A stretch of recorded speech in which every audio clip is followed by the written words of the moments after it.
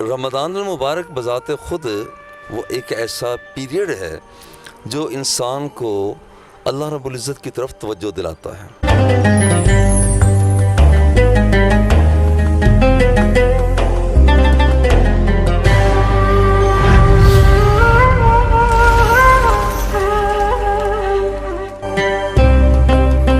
بسم اللہ الرحمن الرحیم، السلام علیکم۔ سینٹر نیوز پر آپ جاگو ساہیوال رمضان اسپیشل ٹرانسمیشن دیکھ رہے ہیں۔ میں ہوں آپ کا میزبان امان شاہد، آپ کو خوش آمدید کہتا ہوں۔ اور آج کے اسپیشل ٹرانسمیشن میں ہمارے ساتھ نہایت ہی خصوصی مہمان موجود ہیں جو کہ محترم ہے جامعہ فریدیہ ساہیوال کے ڈاکٹر مفتی پیر مذہب فرید شاہ صاحب دامت برکاتہ آج کے پروگرام میں ہمارے ساتھ موجود ہیں۔ ڈاکٹر صاحب آپ کو ہم ویلکم کہتے ہیں، کیسے ہیں آپ؟ الحمدللہ، شکر اللہ۔ اور آج رمضان المبارک کا دوسرا جمعہ بھی ہے، تو آپ سب کو اور ڈاکٹر صاحب آپ کو بھی جمعہ بہت بہت مبارک ہو۔ تو سب سے پہلے سوال بھی میرا جمعے کے حوالے سے ہی ہے کہ نبی کریم صلی اللہ علیہ وسلم نے جمعے کا ہی دن کیوں افضل ترین دن قرار دیا ہے؟ اس کے پیچھے کیا حکمت ہے؟ دیکھیں، یہ زمان، مکان، افراد یہ سارے ایک جیسے نہیں ہیں۔ جیسے زمان کے اندر ہم دیکھتے ہیں مگر لیلۃ القدر مقدس، مقامات کو ہم دیکھتے ہیں مقامات بہت سے ہیں، مگر حضور نے فرمایا کہ جو مقام میرے گھر کے اور ممبر کے درمیان میں ہے وہ ریاض الجنہ۔ بالکل اسی طرح سے فرمایا کہ من افضل ایامکم یوم الجمعہ، جمعہ کا دن بہترین دن ہے۔ من افضل ایامکم یوم الجمعہ فیہ خلق آدم وفیہ قبض آدم وفیہ نفخۃ وفیہ ساقۃ۔ آدم علیہ السلام کو پیدا کیا گیا دن جمعے کا تھا، روح کو قبض کیا گیا دن جمعے کا تھا، اور جب سور کو پھونکا جائے گا، بگل بجایا جائے گا قیامت کا، وہ بھی دن جمعے کا ہوگا۔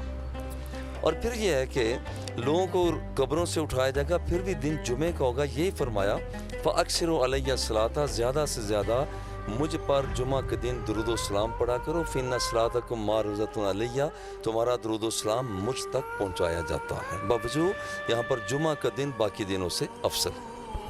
اچھا ڈاکٹر صاحب، یہ بھی فرمائیے گا کہ جمعے کے خطبے کی اصل روح کیا ہے؟ آپ کیا دیکھتے ہیں کہ آج کل کے خطبات اس مقصد کو پورا کرتے نظر آ رہے ہیں آپ کو؟ دیکھیں، جتنے بھی خطبات ہیں اس میں اسلام 5 چیزوں کی طرف توجہ دلاتا ہے: عقائد، اعمال، اخلاقیات، عقود اور عقوبات۔ عقائد کے اعتبار سے وہ نظریاتی طور پر مسلمانوں کو بیدار کرنا چاہتا ہے، اعمال کے اعتبار سے فکری بالیدگی کے بعد اس کے زیر اثر تاکہ لوگ زیادہ سے زیادہ بہتر سے بہتر عمل کر سکیں، 2۔ اور پھر ہے کہ اخلاقیات، صبر ہے، شکر ہے، فکر ہے، یہ ساری چیزیں اس کے اندر آ جاتی ہیں۔ اسلام چاہتا ہے کہ لوگ اس طرف راغب ہوں۔ اور پھر یہ ہے کہ جو لوگوں کے مسائل، معاملات ہیں، عقودات ہیں، ان کو بہتر طریقے سے کیسے کیا جاتا ہے۔ اور پھر جو اچھے انداز میں پورا نہ اترنے والے ہوں، ان لوگوں کو کیسے اس دھارے میں، قومی دھارے میں لایا جا سکتا ہے۔ اگر کوئی خطبہ ان 5 چیزوں کی غمازی کر رہا ہے تو وہ خطبہ بہترین ہے، اور اگر کوئی خطبہ ایسا نہیں ہے اس کا مطلب ہے کہ پھر سے اس میں بہتری کی گنجائش موجود ہے۔ اچھا ڈاکٹر صاحب، لاسٹلی یہ بتائیے گا کہ نوجوان نسل کو آپ رمضان، دین اسلام اور جمعے کی روحانیت سے جوڑنے کے لیے آپ کیا عملی مشورہ دیں گے؟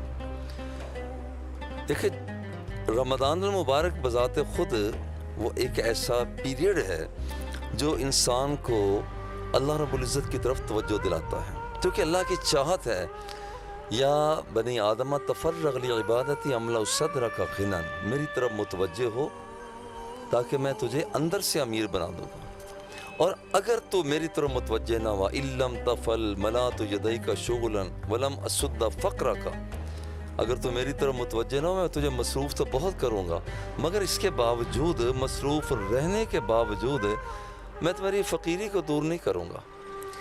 تو یہ بذات خود یہ مقدس مہینہ یہ چاہتا ہے کہ بندہ اپنے مولا کے قریب ہو، حادث قدیم ذات کے قرب میں چلا جائے، مخلوق خالق کے ساتھ واصل ہو جائے، عابد اپنے معبود کے ساتھ ایک اس کا تعلق، رشتہ قائم ہو جائے، یہ اس کی چاہت۔ جزاک اللہ، بہت بہت شکریہ آپ کے قیمتی وقت کا آپ نے ہماری ٹرانسمیشن کے لیے دیا۔